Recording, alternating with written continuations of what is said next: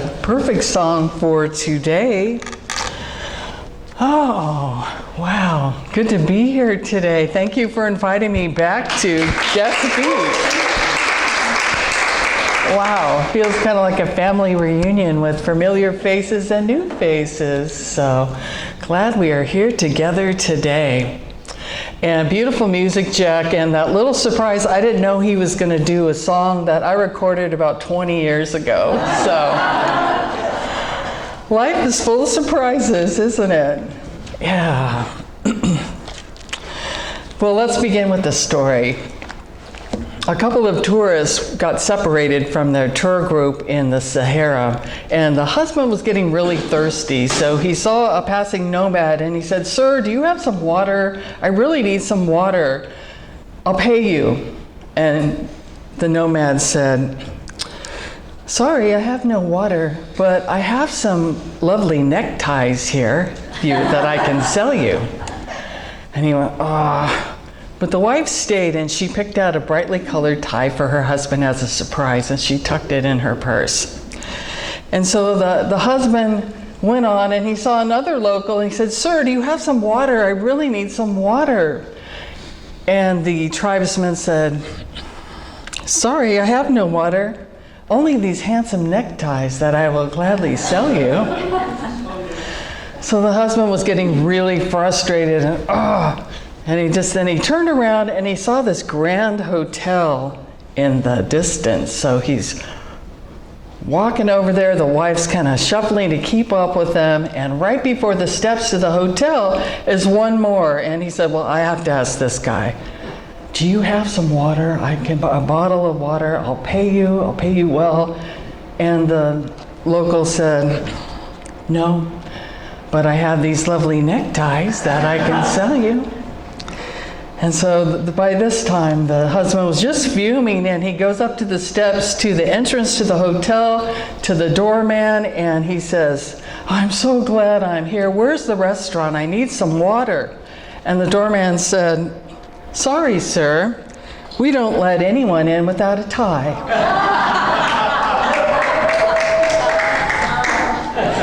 Divine order. How do we recognize the signs when things don't go how we think they should go?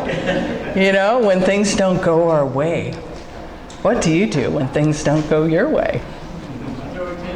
Yeah, there's a wide range of reactions or responses, right? We can throw a tantrum, complain, cry. And the more we go on the spiritual path, we know, okay, maybe something is up here, Can I just take a breath and be curious? Like, what is this about? What is this about? And I love this from Unity writer. See if I can get this. Success. Unity writer Imelda Shanklin, who reminds us, your mind is your world. Your thoughts are the tools with which you carve your life story on the substance of the universe.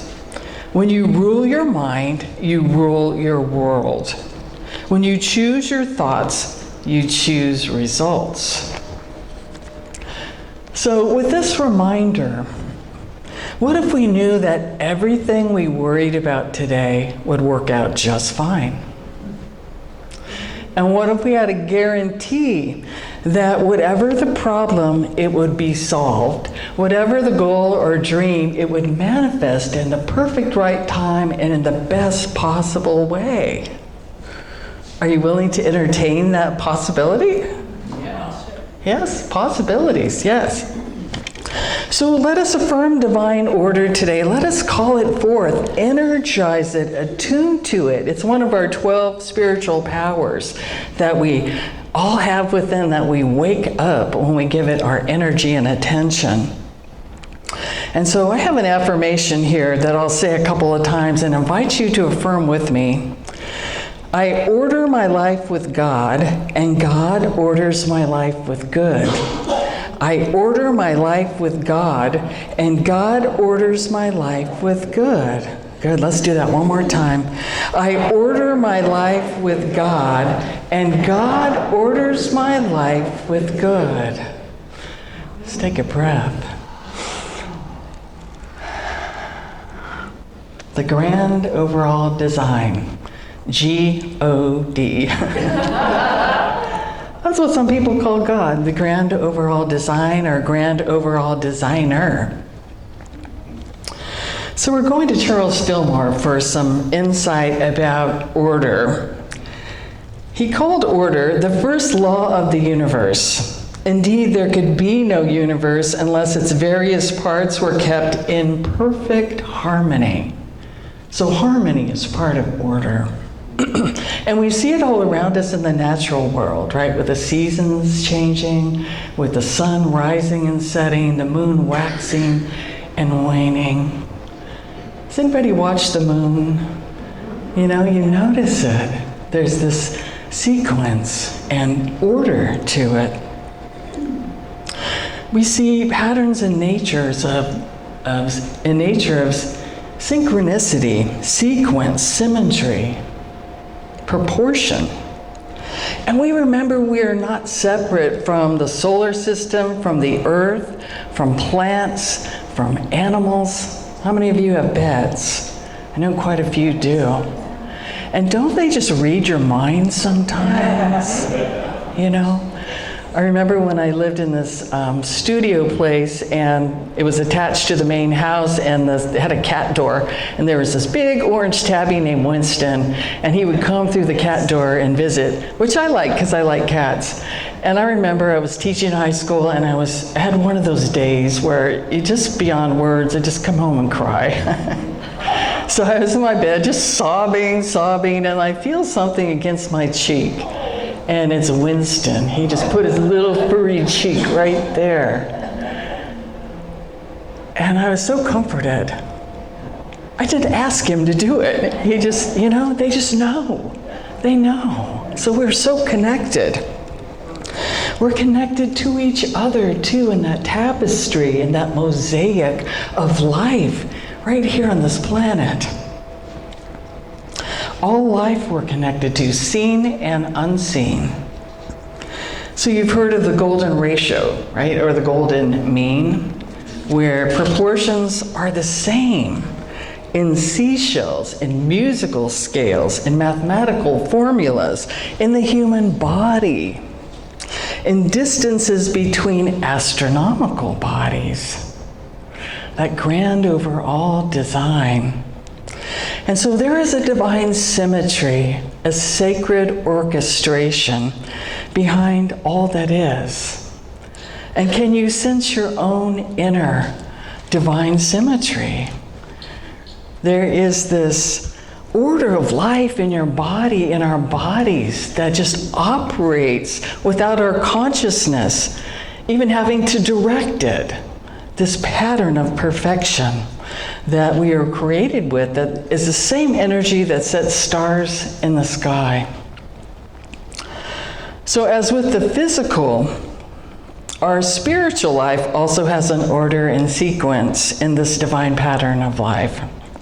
As the apple seed becomes the apple tree, and the acorn becomes the oak tree, that God seed within us blooms and becomes that Christed human, And so we come, we study, we become spiritual truth students to discover how to let that natural process happen more, to remove whatever's in the way, because it's happening already, that unfolding of God within you. It's a natural progression that's happening right now. So claiming our divine identity and acting more from that place, acting more from the wisdom of God, the love of God, the peace of God made visible. Isn't that our spiritual work? And in this world that we are living in such interesting times of lots of change, tumult, confusion, heartache, this is no small task, is it? To stay focused and centered in this unfolding God within, And we remember that the solution to a problem will not be solved at the level of consciousness that created it. So we pray, we lift up, we rise up to that higher vision. And what a great place to do this in community. Keep rising up together. And as Butterworth said, there is a spiritual solution for every human problem. Sometimes it feels like we bang our head against the wall trying to have a human solution for the human problem. But we rise up, a spiritual solution for every human problem. As Gandhi once remarked, an eye for an eye and a tooth for a tooth will leave the whole world blind and toothless.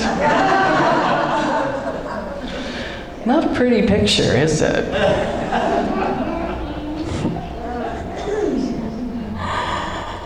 Eric Butterworth, I love Eric Butterworth, teacher, Unity teacher, writer, minister.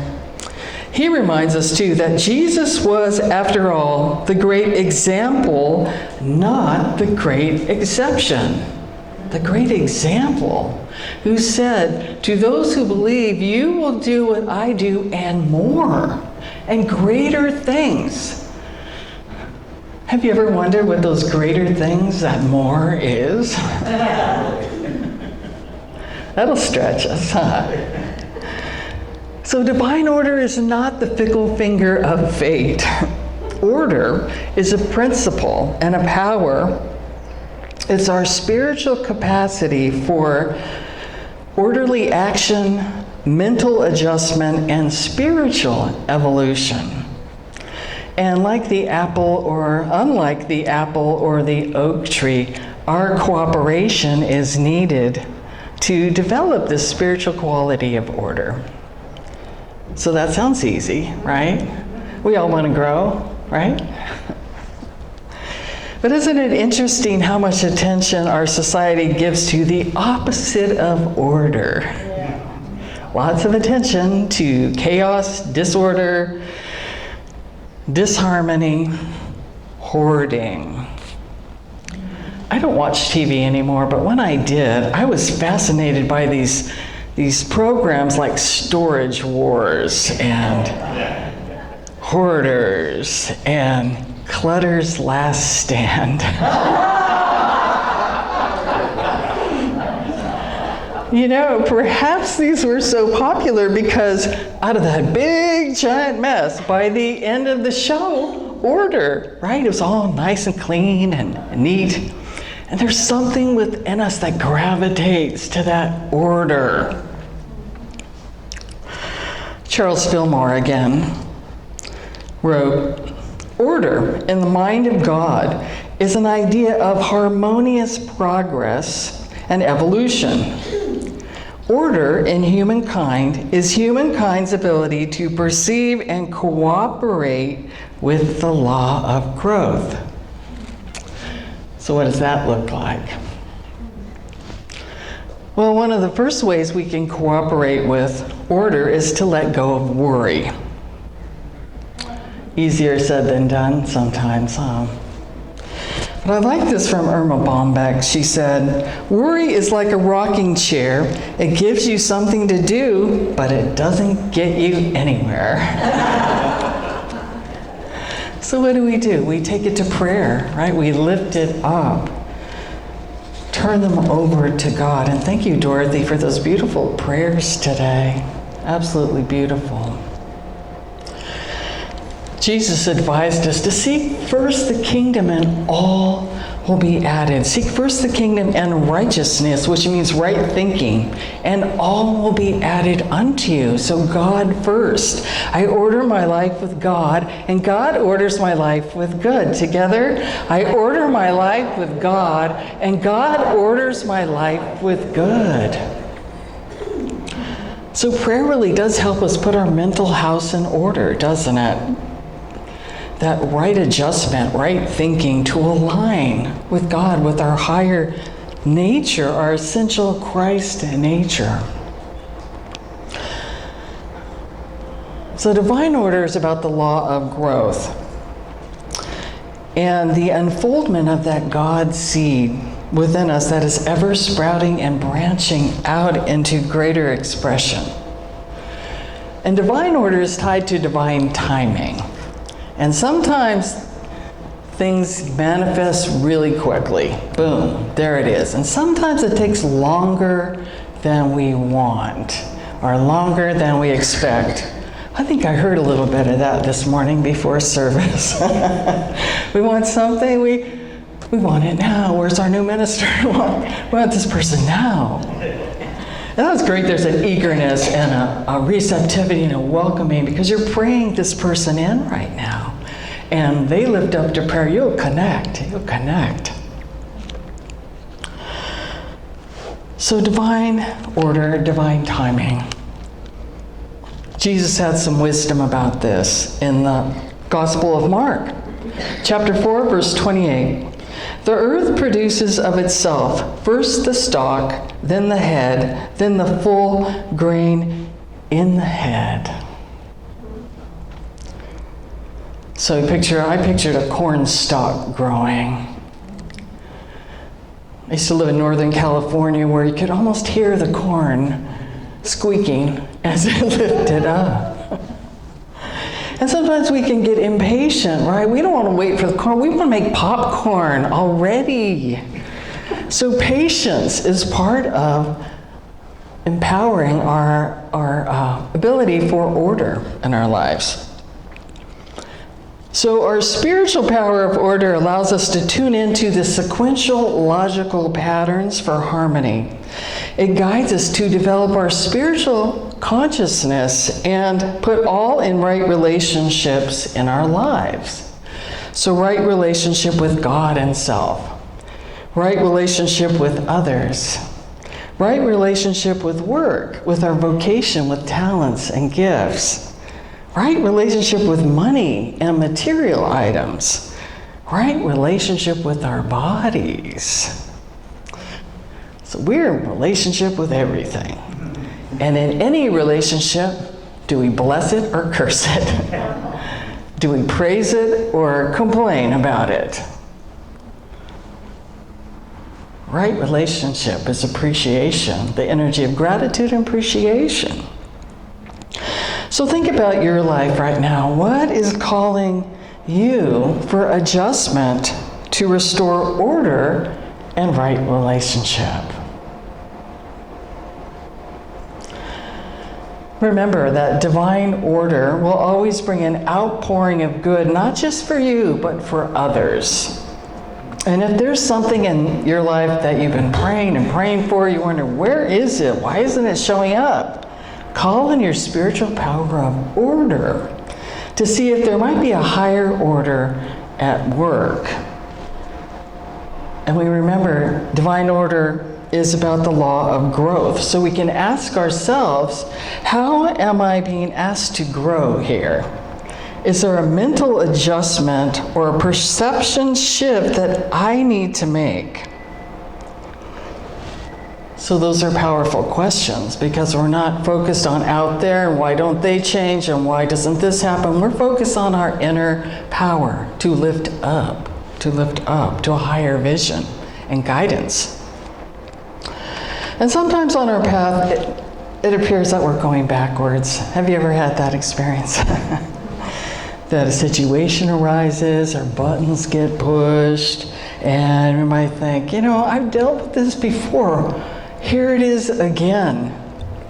Whether it's a relationship issue or a work situation, a home issue, some situation. And this is where it's helpful to remember the lesson of the necklace.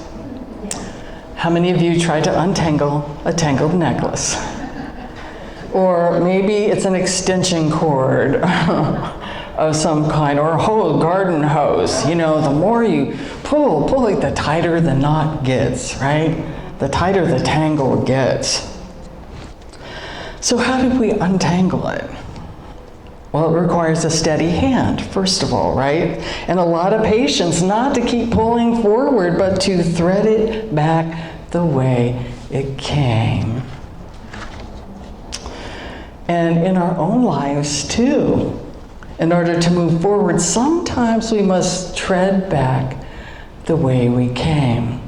to unhook, to untangle, to forgive, to let go in these old places so we can be forever free and move forward. So what gets us tangled? Unresolved pain, anger, jealousy, expecting the worst, blaming, jumping to conclusions, judging by appearances, a lot of things. I saw this cartoon where a woman was talking to her therapist and she said, "Since I started yoga, I no longer jump to conclusions. I gently stretch into them."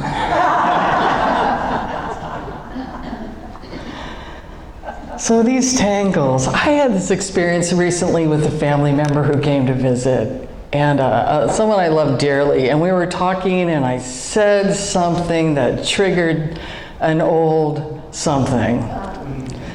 And she was in a tangle of pain and we were like in this snag together. And my old way of doing it would be to close the door of my heart and say, just stomp my foot, just to say, there she goes again. How many times do I have to apologize for something I did 25 years ago? Here we go again, That was one voice in my head. And the other voice was, why don't you take a breath? Maybe there's another option here. So I did. And it was a choice moment because to move forward, I had to make a mental adjustment right there.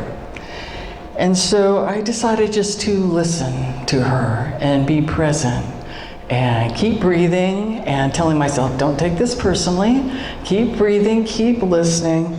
And then I realized the more I listened to her that she was right a little bit, that I was trying to impose my view of order on her life, how her life should be ordered.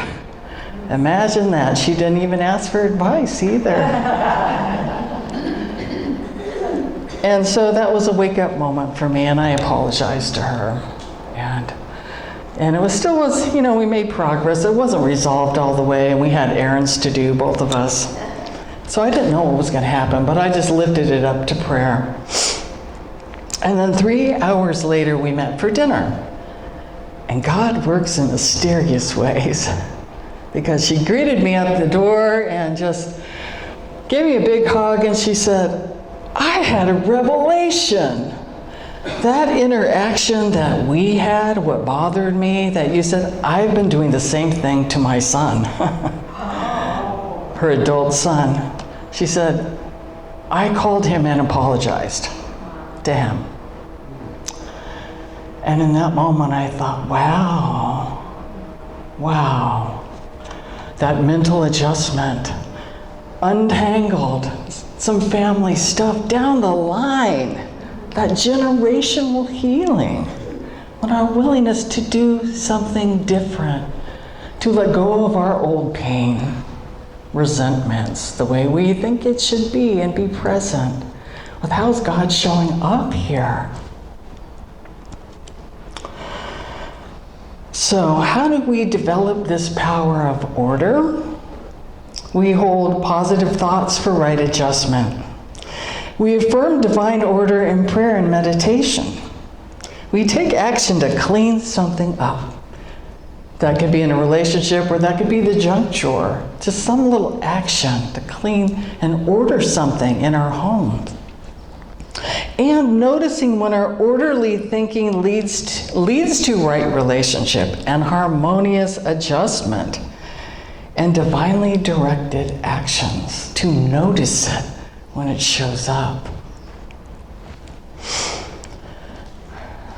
So what seems lost, a mistake, or a misstep could be a next step to the next unfolding good. And so this week, let us claim our place in the mosaic of life. And let divine order show you your next radiant expression in the grand overall design.